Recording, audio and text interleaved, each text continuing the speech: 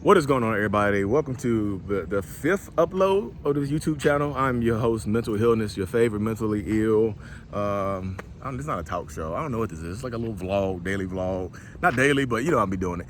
If you don't know, if this is your first video, I am a sufferer of Narcissistic Personality Disorder. I've been diagnosed, and I deal with it. You know, I've been in therapy for 3 years, and that has allowed me to be open and be aware and talk about stuff like I talk about it now.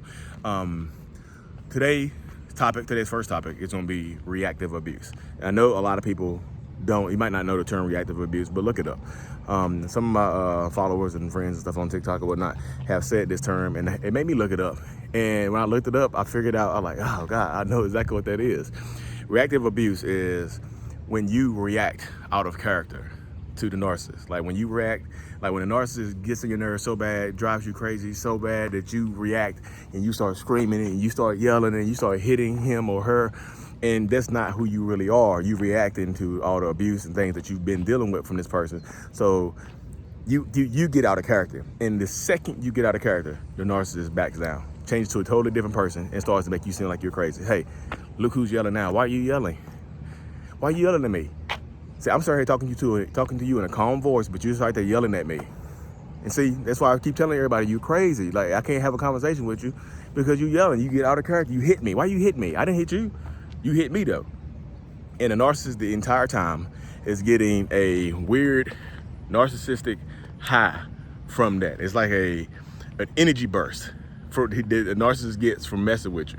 And I know it sounds dark and crazy as hell, but like it really does make a narcissist feel good to get you out of character and to make themselves seem sane.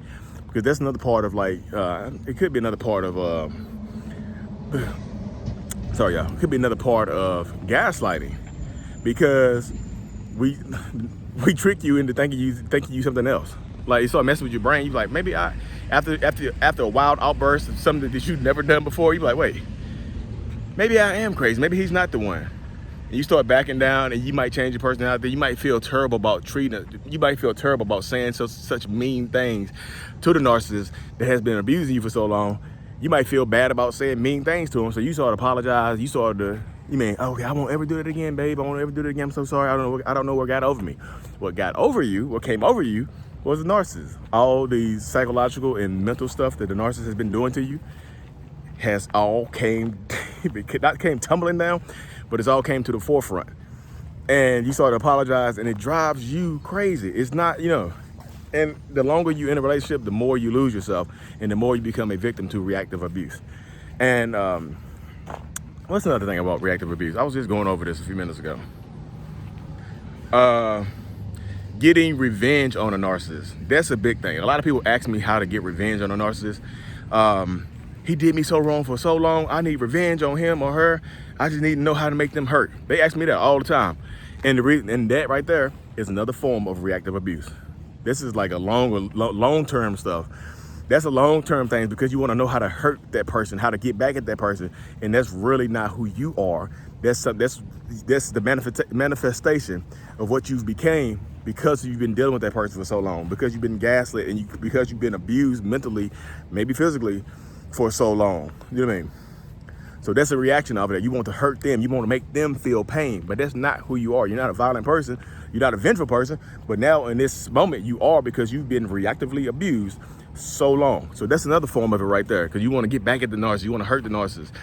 And the craziest thing about it is, the best way to hurt a narcissist, to deal with a narcissist, to get over a narcissist, is to move on, find somebody that treats you better, and live well. Because living well is the best revenge. Because especially if you discard a narcissist, and you move on and do better with your life, that is the most painful thing that can happen to a narcissist. Like, damn, I lost control over her. She really moved on. She really did better than me. And that makes the narcissist go inside of himself or herself and just retreat, and just messes with our brains. Just like, I can't believe she did better than me.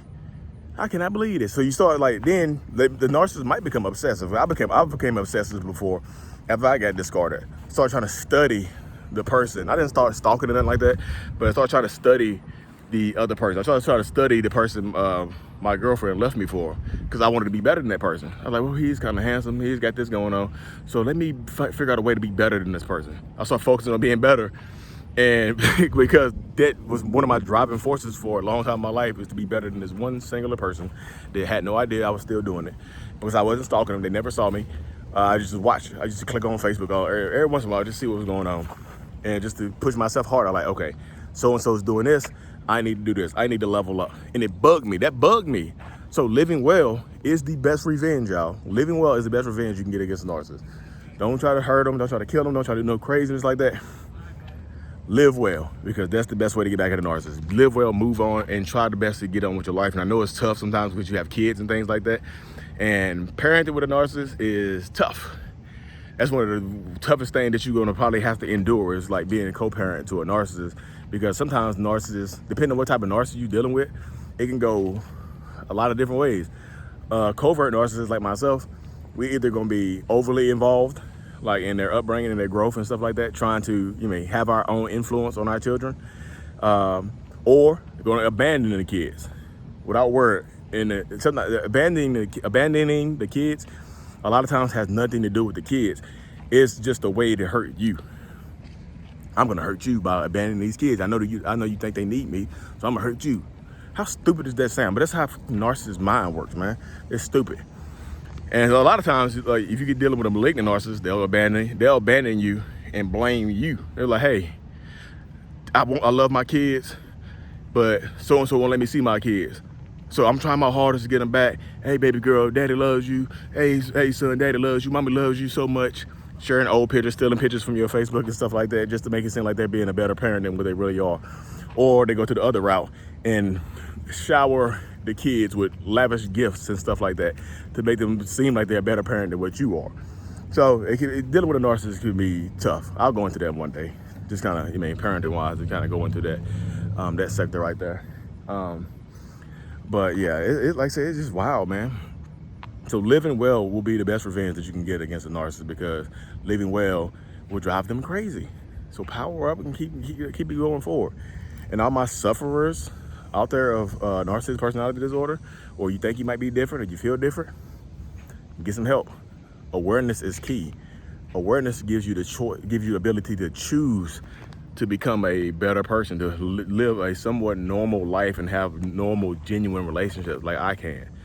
Like, because my awareness allows me to do stuff like that, because I can see what I'm doing. When I feel that narcissistic rage bubbling up and I feel myself about to scream, therapy says, hey, get away from it.